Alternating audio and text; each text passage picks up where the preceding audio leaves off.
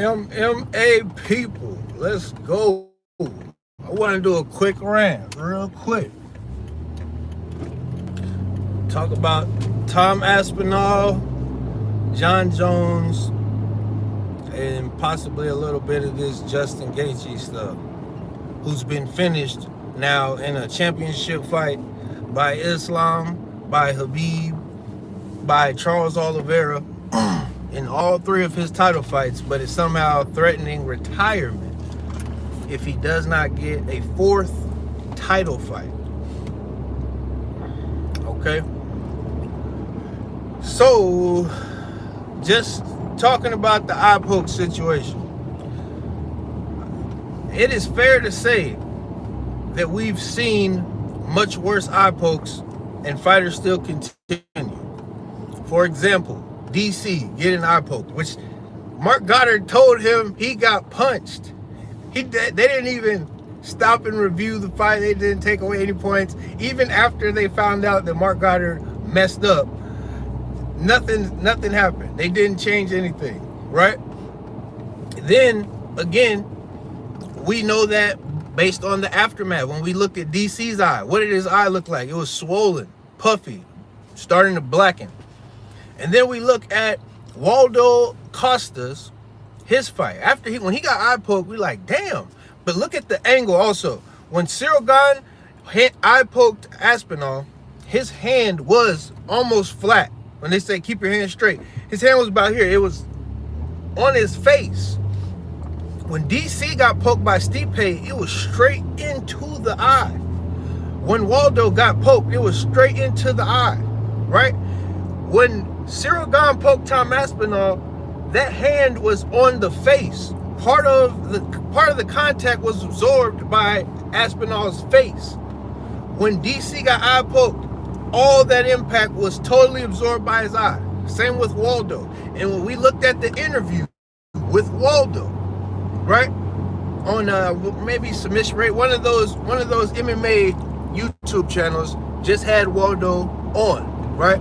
And you could see his eye was blackening and it was very, very red. Now, when Tom Aspinall released that footage, and he has the doctor saying, well, there's no visible damage, so on and so forth. The point to this is, with DC's eye poke, with Waldo's eye poke, it didn't take a doctor to realize that there was damage there. You could be just anybody off the street and you could be able to say, hey, your eye's messed up, man. You could just look at him and see, hey, what happened to your eye? With Tom Aspinall, we got doctors sitting here saying, look, man, I don't see anything. There's no scratch, there's no tear. I'm sure you're in some discomfort, so just kind of take it day by day. But basically, he's saying, no, I don't see any visible damage. So, again, if the doctor doesn't even see visible damage on Tom Aspinall eyeball, but the regular person can see visible damage on Waldo Costa's eyeball, on Daniel Cormier's eyeball, on all these other fighters' eyeballs, then that should tell you right there that there's been fighters who have definitely fought through worse eye pokes. It's not even a debate. And again, I was very, very big on Tom Aspinall. I've been hyping him up for a long time now. But I'll tell the truth. Two things can be true. John Jones ducked Tom Aspinall, yes. But we also did kind of overrate Tom Aspinall as well. And another thing, when we talk about John Jones's going on these radio shows, podcasts talking about Tom Aspinall's a one-trick pony, he's not comparing Tom Aspinall to the average Joe. He's not comparing Tom Aspinall to just anybody off the street. He's not comparing Tom Aspinall to the bottom of the heavyweight division. John Jones, when he says all he has is a 1-2, he's talking about in comparison to himself, because a 1-2 is about the only thing that Tom Aspinall is going to be able to beat John Jones with. So John Jones is basically saying, as long as I can avoid that 1-2, there's nothing that Tom Aspinall can do to me. He's not saying that Tom Aspinall doesn't have any other skills. He's saying that the only thing Tom Aspinall has that is a threat to his skill set is that 1-2. And I actually agree with that. Tom Aspinall, I do not think he's going to do well in a 5-round fight. He was gassing against Cyril Gane. And this is before the eye poke. I was watching the fight live. I'm watching the fight live and I said, damn, Tom looks like he's getting tired already. So he was definitely going to need to get that second wind. And that's not even a debate. This is before the eye poke. We're talking 3.5 minutes in. Tom Aspinall is starting to look tired.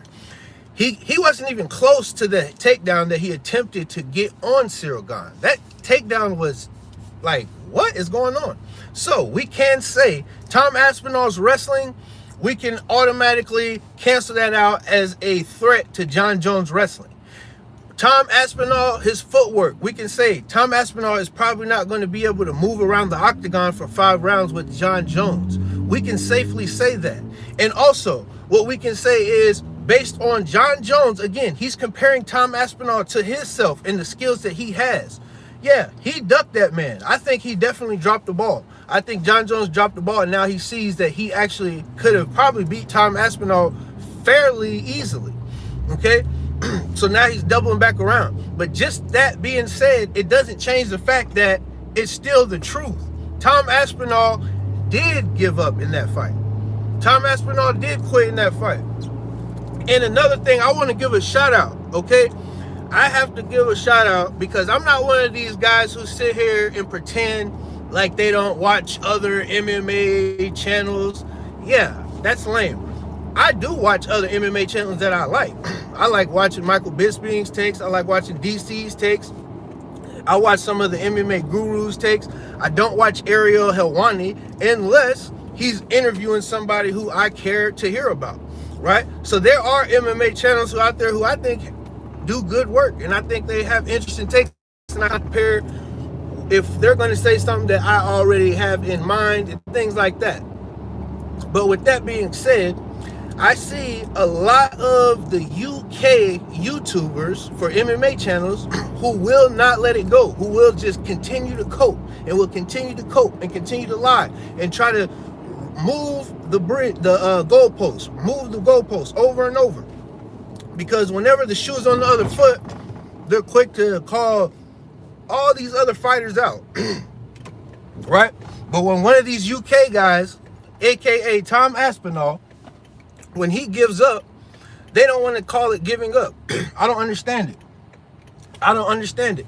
When one of these UK guys, but brutally honest MMA, shout outs to brutally honest MMA, because he has single-handedly saved the validation and the credibility. Brutally honest MMA has single-handedly saved the credibility of UK MMA YouTubers, because all I could hear from them was continuous cope, continuous excuses for Tom, why he did this. Oh, Gane is a cheater, blah, blah, blah. Gane did eye poke Tom, but his hands were as about as straight as they can be in that situation. His hand landed on his face like this. These guys we've seen are getting eye poked directly into their eyes.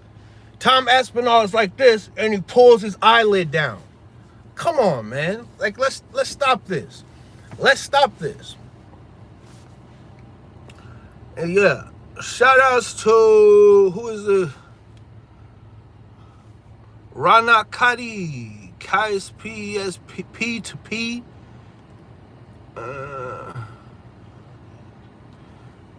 What about Chris Aspin? He fights good last night. Chris Aspin stronger than Jon Jones. Chris Aspin could be stronger than Jon Jones, sure.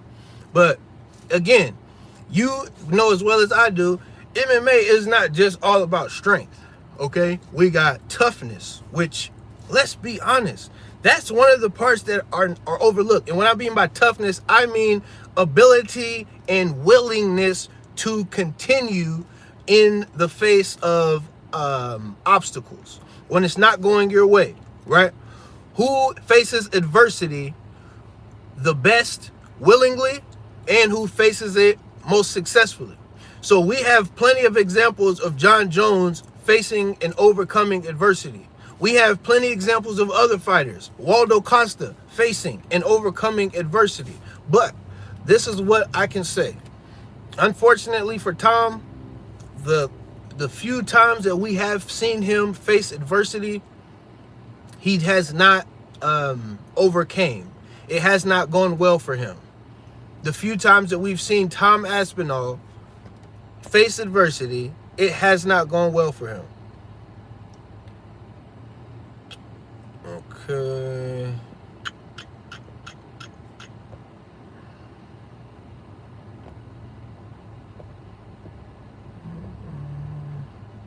What else we got?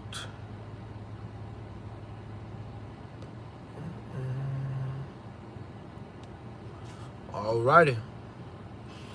Well, it looks like I'm going to end it here then. But like I said, do not let the narrative get twisted. Do not let the goalposts be moved.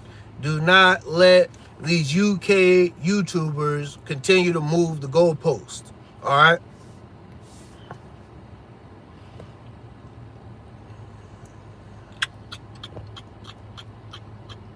All righty.